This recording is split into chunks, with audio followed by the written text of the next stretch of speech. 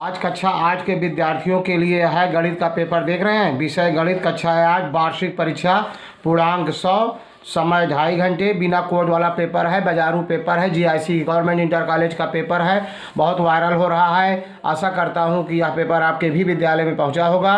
पहले वीडियो को 1-2 बार देखना, समझना। जब आपको लगे कि पेपर शानदार है, आपके विद्यालय में आ सकता है, मोस्ट इम्पॉर्टेंट है, सर जी ने कुछ परिश्रम किया है, तब आप लाइक करना, सब्सक्राइब करना, शेयर करना।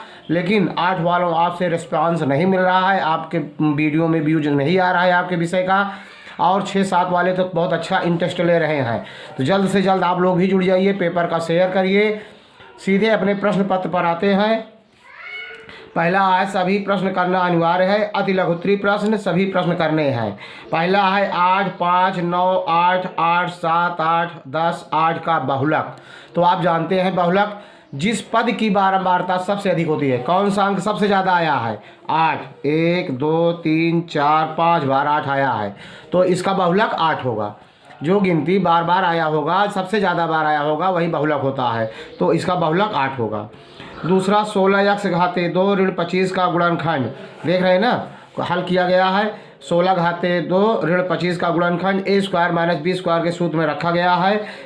a² - b², इसी में तो इस 4x का होल स्क्वायर माइनस 5 का होल स्क्वायर, एक में हो जाएगा 4x धन 5, एक में हो जाएगा 4x ऋण 5।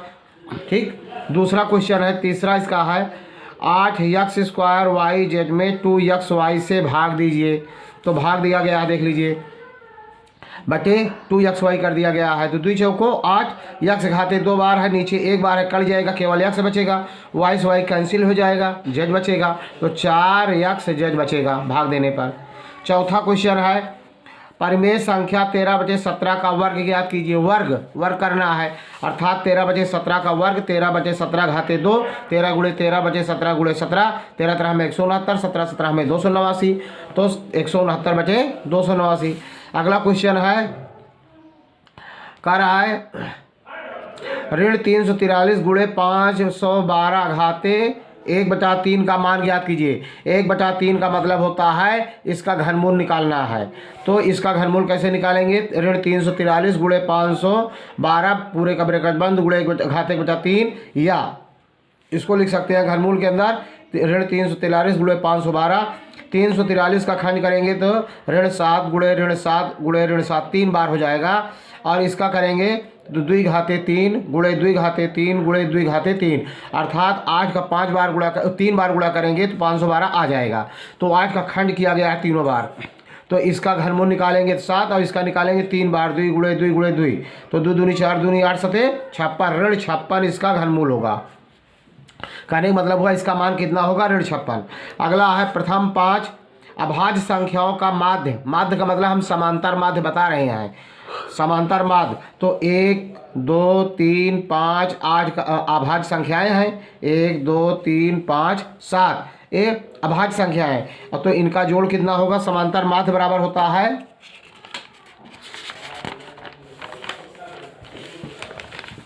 समांतर माध्य बराबर होता है सिग्मा x/n। सिग्मा x का मतलब है सभी संख्याओं का जोड़। तो 1 धन 2 धन 3 धन 5 धन 7, 1 2 3 4 5, 1 3 3 3 6 5 11 7 18/5, 3.6। तो समांतर माध्य कितना होगा इसका? 3.6। अब अगला क्वेश्चन है x/5 ऋण 5/x। इसमें एक और दिया गया है, लंबवृत्तीय शंकु किसे कहते हैं? और समुच्चय आपके किताब में नहीं है, आपकी वर्ष निकाल दिया गया है, लेकिन लंबवृत्तीय शंकु किसे कहते हैं? तो चित्र आप बना लीजिए, अपने किताब में देख लेंगे, यही है लंबवृत्तीय शंकु। चित्र हम बना दे रहे हैं, जिसका आधार वृत्ताकार होता है और 2 एक तिर्यक ऊंचाई होती है, एक ये सीधी ऊंचाई होती है, यही है शंकु। तो शंकु के बारे में लिख देंगे और इसको छोड़ देंगे आप। शंकु आपके यहाँ ये नहीं है समुच्चय। x/5 ऋण 5 5x = 0 को हल कीजिए। तो इसको कैसे हल करेंगे देख लीजिए। इसका 5x लघुत्तम लिया गया, 5 से 5 कट गया, x² ऋण 5 × 25 = 0, x² ऋण 25 = 0। तो ये हो जाएगा x घाते 2 ऋण 5 घाते 2 = 0, एक में हो जाएगा x धन 5, एक में हो जाएगा x ऋण 5 = 0, एक में हो जाएगा x धन 5 = 0, तो x = ऋण 5, एक में हो जाएगा x ऋण 5 = 0, तो x = 5। x का मान ऋण 5 और 5 होगा। अगला है एक बॉक्स में कांच की 42,875 गोलियां घन के रूप में रखी गई हैं। बॉक्स में गोलियों की कितनी तहें होंगी? घन के रूप में है तो इसलिए घनमूल निकालना होगा। तो घन का आयतन बराबर होता है भुजा घाते 3 बराबर 42,875। तो भुजा बराबर 42,875 का घनमूल निकाल लिया गया। अब भाज्य पहले गुणनखंड किया गया। इस तरह का वीडियो घनमूल कैसे निकाला जाता है, वर्गमूल कैसे निकाला जाता है, बहुत पहले ही वीडियो डाला जा चुका है। यदि आप वीडियो को देख करके पीछे के लाइक करते हैं, सब्सक्राइब या कमेंट करते हैं तो आपके कमेंट पर जल्द से जल्द ध्यान दिया जाएगा। इसको देख रहे हैं अभाज्य गुणन 3 बार 5 से कटा है, 3 बार 7 से, तो इसका 3 का त्रिक बना लिया गया। 5 बाहर और 7 बाहर, 7 पीछे 35। तो इसका मतलब हुआ कितने तह बनेंगी? 35। अगला है लघुत्तरी क्वेश्चन है। कोई 5 प्रश्न करना है आपको। 2 परमेय संख्याओं को गुणनफल ऋण 5/6 है। यदि इनमें से एक संख्या ऋण 7/12 है तो दूसरी संख्या बराबर ऋण 5/6 भागे से ऋण 7/12। तो ऋण 5/6 भाग कर दे हम उलट जाएगा, गुणे का चिन्ह हो गया 12/7। तो अब इसको सरल के 6 दूनी 12, 2 पंचे 10 और बटे 7। ऊपर भी ऋण है नीचे, तो ऋण ऋण का भागधन हो जाएगा 10/7 हुआ इसका आंसर। अगला क्वेश्चन लेते हैं। अगला क्वेश्चन है गुणनखंड विषय वर्गमूल ज्ञात कीजिए। किससे? गुणनखंड विषय वर्गमूल। तो 15,876 1,48,225 का वर्गमूल निकालना है। देख रहे हैं ना, तो इसका वर्गमूल निकाला गया है। अभाज्य गुणनखंड किया गया है, इधर देख रहे हैं दोनों का। फिर दो का समूह बनाया गया है। तो इस पहले में आएगा 2 तिहाई 6 18 7 126, 2 तिहाई 6 18 18 7 126। और दूसरे में है 1,48,225 का वर्गमूल जब आप निकालेंगे तो 385 आएगा। ठीक है। अभाज्य गुणनखंड भी आपको दिखाई दे रहा है कैसे किया गया है। वीडियो में जाकर देख लेना, समझ लेना, नकल नहीं करना है, वीडियो को पूरा देखना है, स्किप नहीं करना है।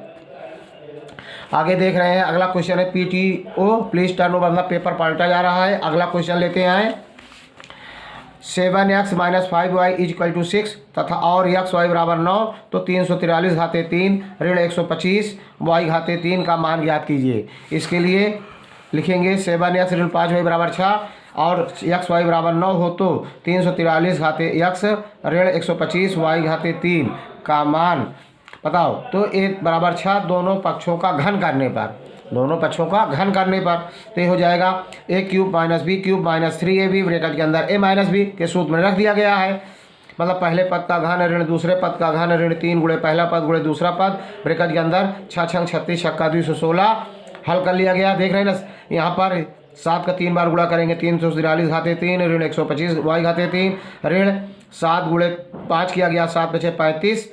अब 35 दिया 3 से गुणा किया गया 105 और गुणे xy, हाँ xy का मान हो जाएगा कितना 9 गुणे 9 और 7x ऋण 5y का मान कितना है 6 बराबर गुणे 6 बराबर 216। तो 105 गुणे 9 किया तो 945, 945 6 से गुणा करेंगे 5670 बराबर 216। ये उधर जाएगा धन हो गया, दोनों को जोड़ दिया गया तो 5886। देख रहे हैं ना, आपको पूरी तरह से दिखाई दे रहा होगा। वीडियो स्किप नहीं करना है, पूरा देखना है। वीडियो को बाद में लाइक सब्सक्राइब शेयर करना है। अगला क्वेश्चन लेते हैं। अगला क्वेश्चन है गुणनखंड कीजिए 4x² ऋण 12xy धन 9y घाते 2। तो ये इसका पूर्ण वर्ग बनाकर जहाँ लगा लीजिए, जहाँ 4 9 36, 36 का ऐसा खंड करिए जोड़ने पे 12 आवे तो 9 कितना होगा 6 छंग 36 6 6 12 हो जाएगा। फैक्टर विधि से आप कर लेंगे तब पर भी आ जाएगा। देख रहे हैं ना, दिखाई दे रहा है। ये 4x² ऋण 12xy धन 9y घाते 2 का गुणनखंड 4x घाते 2 ऋण 6xy धन 9y घाते 2 समूह बना लिया 2 का कॉमन लिया 2x, यहाँ बचेगा 2x ऋण 3y, यहाँ ऋण 3y कॉमन लिया तो 2x ऋण 3y, एक ब्रैकेट में हो जाएगा 2x ऋण 3y। एक ब्रैकेट में जो कॉमन लिए गए हमको बाहर जो है एक ब्रैकेट में लिख दिया गया 2x ऋण 3y। इस दोनों ब्रैकेट बराबर है इसलिए इसको लिखा जा सकता है 2x ऋण 3y का होल स्क्वायर। फैक्टर है। अगला है गुणनखंड के बाद दो अंकों की एक संख्या का इकाई का अंक दहाई के अंक से एक अधिक है। यदि संख्या अंकों के जोड़ के 5 गुने से 3 अधिक हो तो संख्या ज्ञात कीजिए। Very very important question. यह क्वेश्चन पेपर बहुत ही इंपॉर्टेंट है, यह कॉमन क्वेश्चन है, जरूर आएगा। अब इसका लिखेंगे, माना कि दहाई का अंक x है, इकाई का अंक y, तो संख्या बराबर 10 गुणे दहाई का अंक धन इकाई बराबर 10 x धन y। प्रथम शर्त से x बराबर y ऋण 1 तो हो जाएगा, मतलब अब प्रथम शर्त कह रहा है दहाई का अंक इकाई के अंक से एक अधिक है। दहाई का अंक यदि दहाई के अंक से एक अधिक है, इकाई का अंक बड़ा है तो इकाई में एक घटा दिया गया, और चाहे दहाई में जोड़ दीजिए, तो मैंने इकाई में घटा दिया। x ऋण y बराबर ऋण 1, समीकरण 1। द्वितीय शर्त से संख्या बना है कितना, 10 x धन y बराबर अंकों के योग, x धन y अंकों के योग से 5 गुने से, एक आप 5 गुना करें तब पर भी 3 अधिक है, 3 इसमें जोड़ दिया गया बराबर करने के लिए। अब इसी को सरल कर लिया गया, तो 10 x धन y, ये 5 से गुणा कर तो 5 x धन 5 y बराबर धन 3, पक्षांतर कर लिया गया। 10 से x धन y ऋण 5 x ऋण 5 y बराबर 3, 10 में से 5 गए 5 x, 5 y में से 1 y गए 4 y बराबर 3। और दूसरा समीकरण x ऋण y ऋण 1 इसके नीचे लिख के हल कर लिया गया विलोपन विधि से। समीकरण 2 में 1 से गुणा किया गया है, समीकरण 1 में 5 से गुणा किया गया दोनों पक्षों में, तो गुणा करके लिखा गया 5 x ऋण 4 y बराबर 3, 5 से गुणा किए 5 x ऋण 5 y बराबर ऋण 5। अब पक्ष चिन्ह बदल गया, ऋण धन कट जाएगा, 5 4 9, हाँ एक धन में है, एक ऋण में घटा दिया गया, 5 में से 4 गए 1 और 5 3 8, y बराबर 8 आया।